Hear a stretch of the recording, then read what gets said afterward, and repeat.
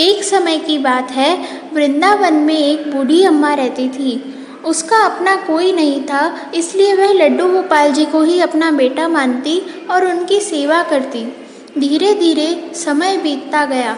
बूढ़ी अम्मा को बीमारियों ने घेर लिया और बुढ़ापे के कारण उनकी नज़रें भी कमज़ोर हो चली थी। अब वह अपना कोई भी काम नहीं कर पाती, ना खाना बना सकती, ना घर की साफ सफाई कर सकती। उनकी अटूट भक्ति के कारण लड्डू गोपाल जी खुद ही उनके घर का सारा काम कर देते और खाना भी बना देते। एक दिन बूढ़ी अम्मा से मिलने उनका कोई दूर का रिश्तेदार आया। अम्मा बहुत खुश हुई। रिश्तेदार जब मिलके वापस जाने लगा तो बूढ़ी अम्मा ने बोल दिया कि बेटे, तुम यहाँ आते रहा करो, तुम्हारे सिवा मेरा है ही कौन। रिश्तेदार तो मिलने आया था और मिलके चला गया, पर अब अगले दिन से उनका घर का काम हुआ करता था वो होना बंद हो गया।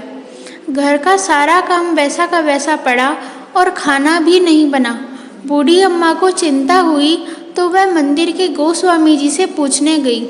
उन्होंने गोस्वामी जी को अपनी सारी दुविधा बताई कि जो लड्डू गोपाल सारा काम कर दिया करता था वो अब कुछ कर क्यों नहीं रहा, मूर्ति बनके क्यों बैठ गया। जब उन्होंने ऐसा पूछा तो मंदिर के लड्डू गोपाल की प्रतिमा से आवाज़ आई कि मैं इनका बेटे की तरह ख्याल रखता था, घर का सारा काम करता था, हर संकट से बचाता था। फिर भी जब कल वो रिश्तेदार आया तो इन्होंने उससे कह दिया कि तेरे सिवा मेरा है ही कौन। जब वही इनका सब कुछ है तो काम भी उसी से करवाए।